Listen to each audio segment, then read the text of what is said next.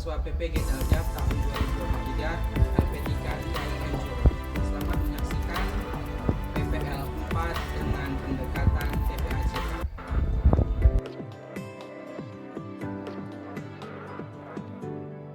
Kepada Bapak Guru.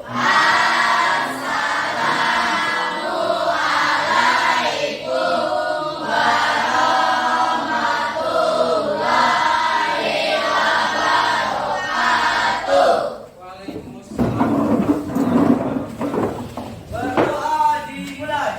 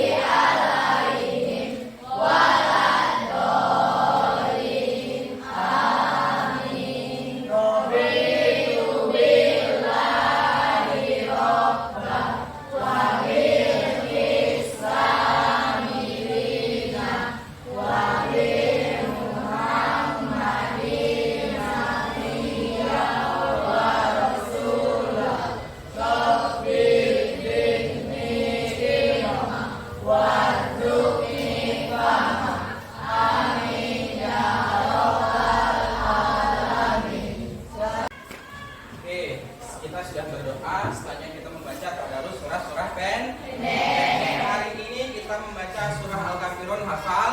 Lalu kita baca bersama-sama. 1, 2, 3.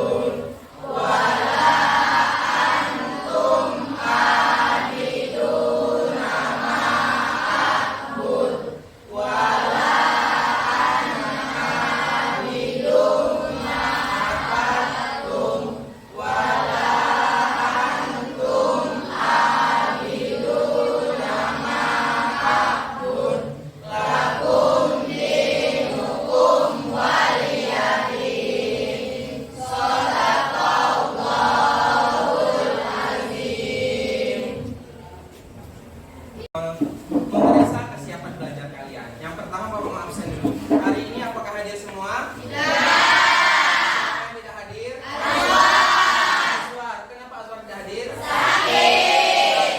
Oke, Azwar sendiri tidak hadir ya. Tidak apa-apa. Semoga Azwar lekas sembuh dan bisa sekolah seperti dia. Amin ya Allah.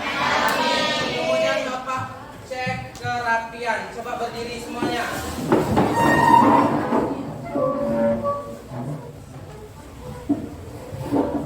Bajunya sudah masuk semua, dasi ada semua, sudah rapi. Oke, kelasnya sudah bersih. Kalau sudah dipikir, siapa yang pikir hari ini?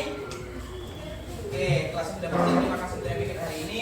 Kemudian Bapak mau tanya dulu. Ada yang masih ingat materi minggu lalu? Ingat. Materi kita minggu lalu tentang apa, Nak? Tentang kita belajar tentang hukum bacaan Al-Quran. Hukum bacaan Al-Quran, benar kata Mul. Ya, Flora. Kita minggu lalu belajar tentang hukum bacaan Al-Quran. Ada apa saja, Nak? Ada 2, Pak, hukum bacaan Alif Lam Syamsiah dan Alif Lam Qamariyah. Oke, benar. Jadi minggu lalu kita mempelajari tentang hukum bacaan Al-Quran, yaitu hukum Alif Lam Syamsiah dan Alif Lam Qamariyah. Hari ini kita akan mempelajari materi apa? fungsi hadis terhadap Al-Quran. Ya, hari ini kita akan pelajari fungsi hadis terhadap Al-Quran masih di bab 1, kelanjutan dari hukum bacaan Alif Samsiah dan Alif Lam Koma. Tujuan kita belajar hari ini agar anak-anak Bapak memahami apa itu pengertian Al-Quran, pengertian sunnah, macam sunnah atau hadis, pengertian macam-macam hadis, dan yang terakhir memahami fungsi hadis terhadap Al-Quran. Untuk tahapan pembelajaran nanti kita akan belajar ke kelompoknya Bapak bagi 6 kelompok ya. Kelompok pertama 2 baris, kelompok 1 ya. Yang kelompok 2 di belakangnya 2 baris, kelompok 3 2 baris, 4 2 baris, 5 2 baris, dan 6 2 baris. Paham? Iya. Apa kabar semuanya? Alhamdulillah, luar biasa. Allahu Akbar. Masih semangat? Masih. Hari ini materi kita fungsi hadis terhadap Al-Quran. Ya, Bapak akan jelaskan yang pertama, tujuan pembelajaran tadi sudah Bapak jelaskan. Pengertian hadis terhadap Al-Quran. Yang pertama, pengertian Al-Quran. Ada yang tahu apa itu Al-Quran?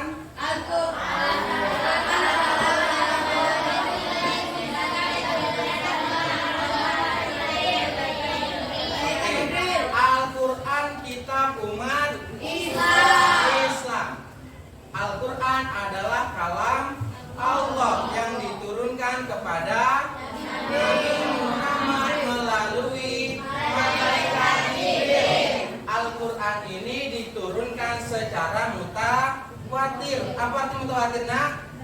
Berangsur-angsur kepada Nabi Muhammad, dan barang siapa yang membaca Al-Quran maka akan mendapatkan pahala. Itu tadi pengertian Al-Quran. Al-Quran adalah kalam Allah, ya, kalam Allah, bukan kalam manusia, bukan kalam Nabi Muhammad. Kemudian selanjutnya pengertian hadis. Ada yang tahu apa itu hadis? Hadis berasal dari sejarah bangsa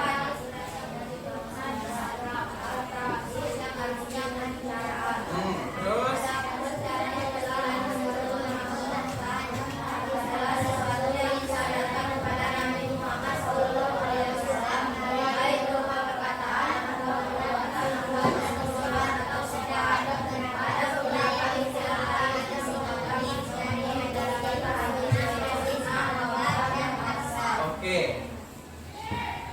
hadis itu pengertian secara ringkasnya yang bisa kalian ketahui adalah segala sesuatu yang disandarkan kepada Nabi Muhammad SAW.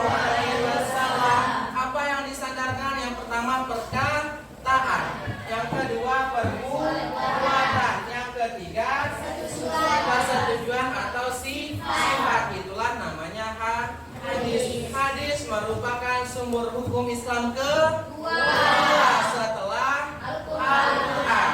Jadi baik perkataan Nabi Muhammad, sifatnya atau persetujuannya itu dikatakan hadis dan bisa menjadi hukum Islam yang kedua.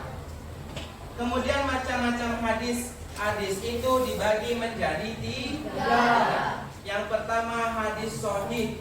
Hadis sahih ini hadis yang paling sempurna, hadis yang paling kuat, tidak ada kecacatan dalam hadis sahih. Ya, hadis nomor pertama yang bisa dijadikan hujjah atau sumber hukum Islam. Yang kedua hadis hasan. Hadis hasan ini letaknya satu tingkat di bawah hadis sahih, sama-sama kuat dan sama-sama bisa dijadikan hukum Islam. Yang ketiga ada hadis dhaif. Hadis dhaif ini hadis yang syarat-syaratnya tidak terdapat pada hadis hasan dan hadis sahih. Hadis dhaif ini hadis lemah. Ya, hadis yang lemah bisa dijadikan hukum Islam atau juga tidak karena kelemahan hadisnya. Jadi hadis tadi dibagi berapa macam, nak? 3. Sekarang kita masuk ke materi fungsi hadis terhadap Al-Quran. Jadi hadis itu memiliki fungsinya terhadap Al-Quran. Ada 4. Yang pertama bayan takrir. Bayan takrir ini memperkuat apa yang telah ada di dalam Al-Quran, ya, diperkuat. Jadi kalau di Al-Quran Al-Quran tapi kurang kuat, maka dikuatkan dengan hadis. Contohnya apa nak? Perintah tentang sholat. Di Al-Quran tidak dijelaskan bagaimana tata cara sholat, hanya diperintahkan sholat. Taimul jadi, sholatlah kamu, itu perintah dalam Al-Quran. Tapi tata caranya dijelaskan oleh Nabi Muhammad. Apa kata Nabi Muhammad? Shollu kama ra'aitumuni usolli. Sholatlah sebagaimana aku sholat. Jadi fungsi hadis yang pertama adalah memperkokoh dan memperkuat hukum dalam Al-Quran. Yang kedua, bayan tafsir. Tafsir artinya apa? Menjelaskan. Jadi bayan tafsir ini menjelaskan hukum-hukum Islam yang di dalam Al-Quran masih bersifat global atau umum yang perlu penjelasan lebih lanjut, makanya dijelaskan oleh hadis. Contohnya ya, Quran surah Al-Maidah ayat 38 tentang hukuman bagi pencuri. Ya, Allah memerintahkan hukuman bagi seorang pencuri dengan memotong tangannya. Hanya ada kata memotong tangannya, tapi tidak ada penjelasan batas mana tangan dipotong. Itulah fungsi hadis. Lalu Nabi Muhammad memberikan batasan bahwa yang dipotong dari pergelangan tangan. Ya, tidak semuanya. Itu hukum bagi pencuri. Oke. Yang ketiga, bayan tasyrik. Bayan tasyrik ini memberikan kepastian hukum Islam yang tidak ada dalam Al-Quran. Misalnya tentang zakat fitrah. Karena di dalam Al-Quran tidak ada ketentuan berapa jumlah zakat fitrah, ya kan? Kemudian yang keempat, bayan nasak, yaitu membatalkan ketentuan terdahulu sebab ketentuan yang baru dianggap lebih maslahat. Contohnya hukum ahli waris atau warisan yang diberikan kepada keluarga. Ada yang ditanyakan? Tidak. Kalau tidak, sekarang kita mulai untuk belajar ke kelompok. Bapak sudah buat LKPD, nanti kalian kerjakan per kelompok, ya. Silahkan kalian kerjakan per kelompok, terus nanti dikumpul. Setelah dikumpul, Bapak akan tes pengetahuan kalian tentang materi yang kalian pelajari hari ini. Paham? Paham. Kelompok 1.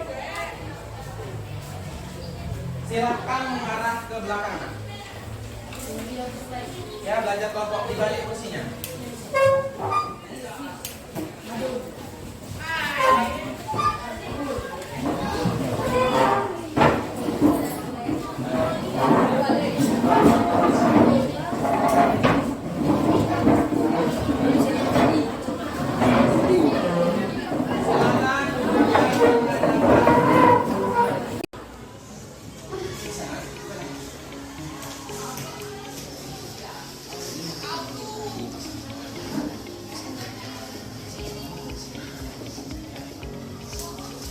Ada yang bertanya? Apa?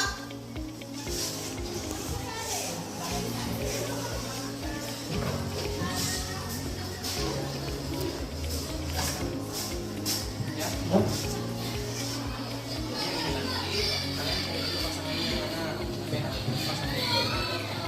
Kalian kerjakan yang soal kedua ini. Soal kedua ini kalian baca dulu Al-Quran sebelah sini. Terus kalian analisis tentang fungsinya apa, apakah bayar takbir atau bayar tasyri atau bayar nasab, ya. Yang lain paham ya? Silakan dikerjakan. Ana soleh. Siap. Waktu kita berdiskusi sudah habis.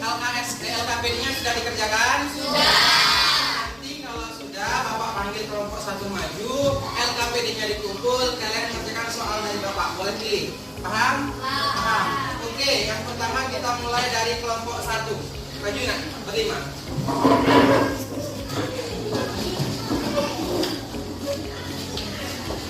Garis sini ya.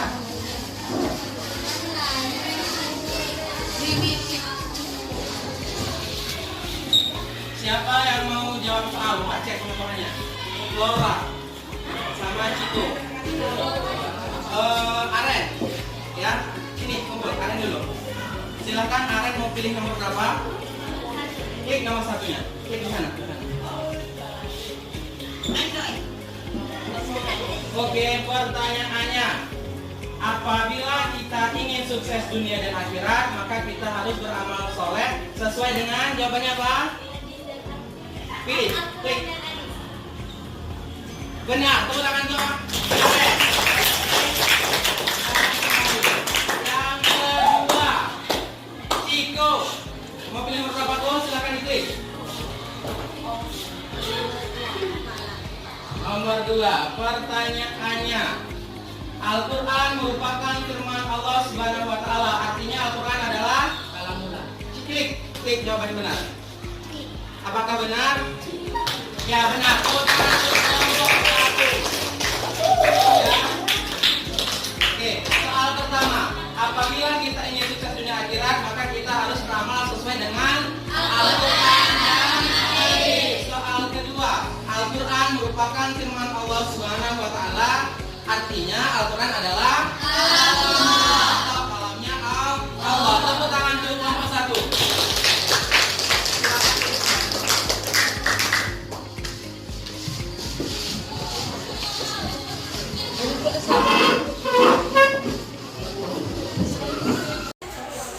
Oke, AKP-nya sudah dikerjakan. Sekarang kita cek pengetahuan kelompok 2. Siapa yang mengerjakan? Cora. Pilih nak, mau nomor berapa? Pilih mau nomor berapa?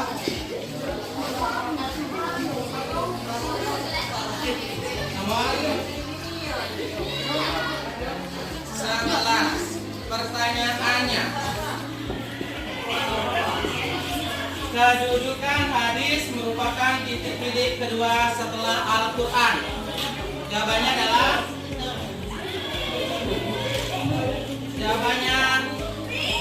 salah. Apa jawabannya nak? Jawabannya sumber hukum Islam. Soal 4. Kami. Mau pilih nomor berapa, Bi? Nomor 5. Pertini ini. Allah Subhanahu wa Ta'ala menjelaskan bahwa Al-Quran diturunkan untuk dijadikan petunjuk dan rahmat bagi orang-orang yang apa, Fi?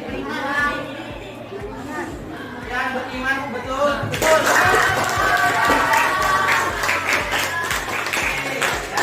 Ya, jadi ada 2 soal yang dipilih kelompok 2.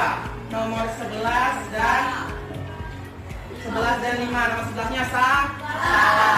Nomor 5-nya benar. Silakan kembali ke tempat. Langsung jawab soal. Mau pilih nomor berapa?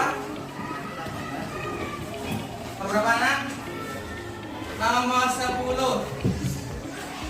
Pertanyaannya, hadis yang tidak sempurna atau sering dikatakan hadis lemah adalah hadis. Jawabannya, apakah dia benar? Ya benar. Satu lagi, Eriko. Pilih salah satu soal. Nomor 12. Soalnya adalah sesuatu yang disandarkan pada Rasulullah SAW disebut apa kok? Jawabannya D. Benar.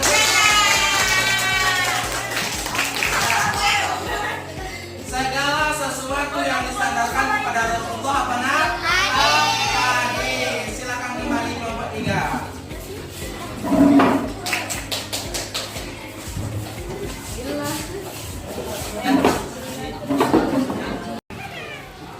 Kelompok 4 yang maju siapa? Denis dan siapa lagi namanya? Anggun dulu. Kerjakan kelompok Anggun. Nomor 9. Kita buka. Apa pertanyaannya? Wahyu yang turun secara berangsur-angsur kepada Rasulullah disebut apa nak? Wahyu yang turun secara berangsur-angsur kepada Rasulullah. Jawab Bun.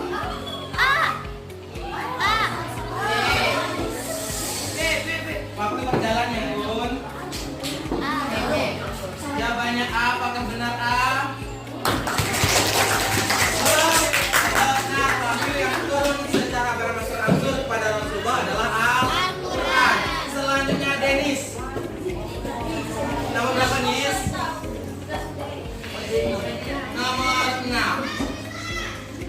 Pertanyaannya, berikut yang bukan merupakan fungsi hadis terhadap Al-Quran adalah apa nis? Apakah benar? Salah. Jawabannya bayan atau fikih yang bukan fungsi hadis terhadap Al-Quran. Tepuk tangan untuk kelompok 4.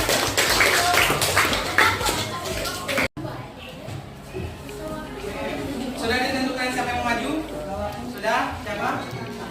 Rangga dan Eka. Rangga dulu. Nomor 7. Pertanyaannya, malaikat yang bertugas menyampaikan wahyu Al-Quran kepada Nabi Muhammad, apakah Jibril? Benar. Rangga betul. Lanjut. Silakan maju Eca. Nomor berapa Eca? 8. Pertanyaannya, Al-Quran diwahyukan kepada Rasulullah secara mutawatir. Arti mutawatir apa, Cak? Jawabannya apa, Cak? C. Benar. Tepuk tangan untuk kelompok 5. Mutawatir artinya berangsur angsur atau bertahap-tahap. Dan silakan kembali kelompok 5.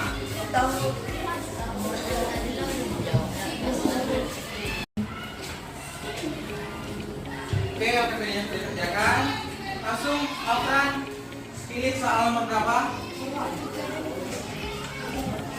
Nomor 3. Pertanyaannya, hadis yang berfungsi sebagai penguat atau memperkokoh kandungan Al-Quran disebut hadis? Silakan pilih jawabannya. Waktunya berjalan. Apa jawabannya, Alfran? C. Salah. Yang memperkuat atau memperkokoh itu bayan takrir, ya. Lanjut soal kedua. Sifat. Nomor 11 kita buka. Pertanyaannya, kedudukan hadis merupakan titik-titik kedua setelah Al-Quran. Jawabannya apakah benar B? Benar. Kelompok 6, ya. Hadis adalah sumber hukum Islam yang kedua setelah Al-Quran. Sedangkan fungsi hadis yang memperkokoh Al-Quran itu namanya bayan at-takrir. Ya, paham? Silakan kembali kelompok 6.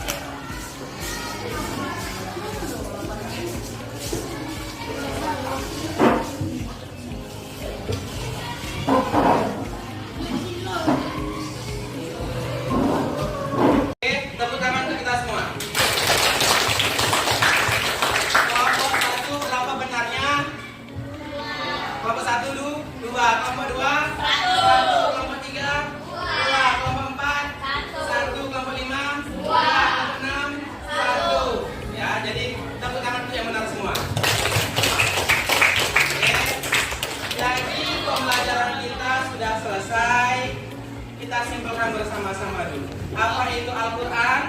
Al-Quran adalah kalam Allah yang diturunkan kepada